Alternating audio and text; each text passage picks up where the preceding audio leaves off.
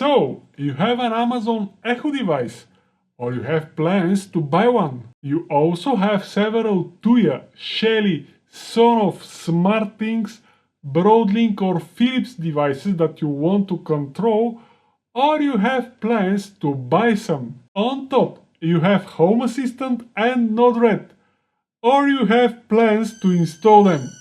No matter where you are at the moment, this video will try to help.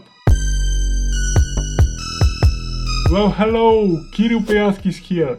We're going to talk about Amazon Echo devices, also known as Alexa. We will also talk about skills and routines that can be used to control several of the most popular smart home products out there. And when we are talking about smart home products, thanks Tuya for sponsoring my video today, but more on that later. For those of you who lived under a rock during the last several years, and for those who don't know what is Amazon Echo device, here is a quick intro. Amazon Echo device is a smart speaker that can be woken by special words like Alexa, computer, Amazon, and so on. You can ask the device about the weather, time, Wikipedia facts, to set reminders, add stuff to shopping lists, play music, and more. But most importantly, you can ask to turn on or off smart home products,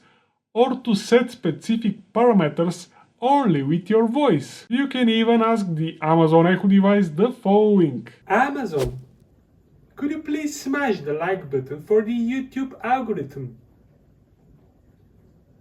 Sorry, I don't know that one. It seems that mine is defective, but you can try to smash it.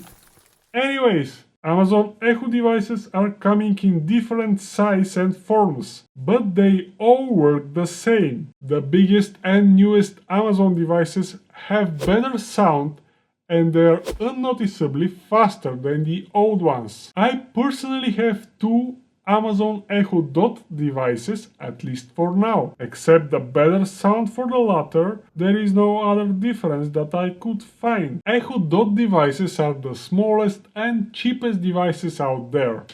And if you are on a budget, you can buy such device no matter the generation. There are also devices with screens, where you can make video calls, or you can ask the device to show you the image of a compatible security camera. One device that pops up above the rest is the Amazon Echo 4th generation, which is basically a bigger Echo Dot, but it has an embedded ZigBee hub inside, which means you can control even more devices with it without having to do anything special. I didn't read the tech specification well, and I thought that every Amazon device from the latest generation have the ZigBee inside. So I bought myself the smallest Echo Dot, but it turns out that there is no ZigBee hub inside.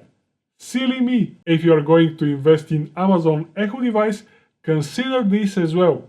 And if you buy something from the links in the video description, you will immediately support my channel with no additional cost for you. Almost every link there is an Amazon affiliate link, and that means I will receive small commission from your purchase. With that being said, let's see how we can actually control smart home devices with Amazon Echo device, aka Alexa. To initially set up your device, you have to install Amazon Alexa app from your mobile store, and then to follow the instructions to join the device to your Wi-Fi, set a name, add location, and so on and so forth. Nothing complicated here and no special instructions are needed. When everything is ready, you can directly go to the skills section. Skills are like add-ons or plugins for your Amazon Echo device. Some skills are created by the vendors itself, like the Tuya or Shelly, and some are created by single developers or communities. Let's say you have a Tuya device that you want to control from your Amazon Echo. Search for Tuya skill and install it. Log in with your Tuya Smart credentials, that is your username and password that you are using for the Tuya Smart app, and you are ready. The only thing left is to ask your Amazon Echo to discover the new devices either with your voice or through the mobile Amazon app.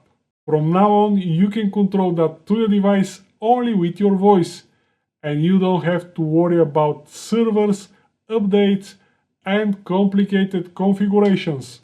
It all just works. And when we are talking about Tuya, now is the best time to announce that the annual IoT Tuya event is coming. The event is called AIE and it is online. If you register, you get exclusive information and possibility to connect with over 10,000 IoT suppliers and explore over 1,000 product categories like lighting, security, home appliance, healthcare and more.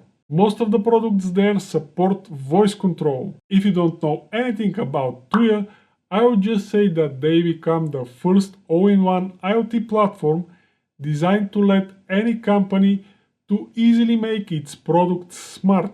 So if you see a Tuya logo on a product, that means you can easily integrate this product with any smart speaker or home assistant and Node RED, for example. Now back to Amazon Echo. The same procedure of skill adding is valid for all smart products. For Shelly devices, you have to search for Shelly skill. For Sonos, the skill is called EWLink Smart Home. We have SmartThings, Philips Hue, Broadlink, everything is here and it is waiting to be used and abused. You can add these skills and you can control your devices the same way as you saw during the Tuya demo. You can even find Home Assistant and Node RED skills inside. The beauty of Alexa, in my personal opinion, is the easiness of creating automations, or so-called routines. Everything I said about Amazon Echo devices until now was good.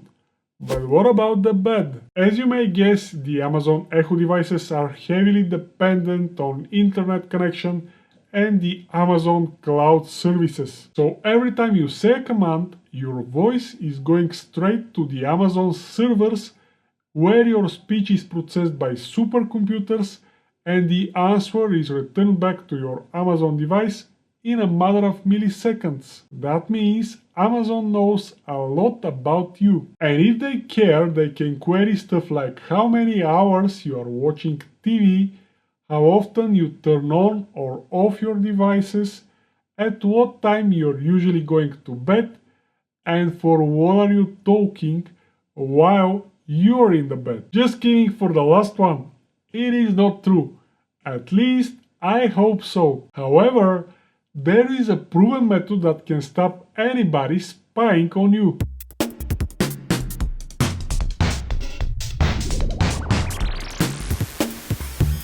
My YouTube buddy Paul Hibbert is the inventor of the method, and if you want to know more about it, go check his YouTube channel. And now is your turn. Can you share what is the best or worst thing that could happen when a big company like Amazon, Google or Apple knows your habits better than you? Let me know in the comments below. One more thing, I have a smart home getting started actionable guide that I just update and enrich to version 2.0. Inside there are a lot of info and tips about voice assistant, smart home hubs, products, connectivity options and more. On top, if you buy it now, you will get all future versions for free directly to your email. With that being said, stay safe and don't forget, home smart but not hard.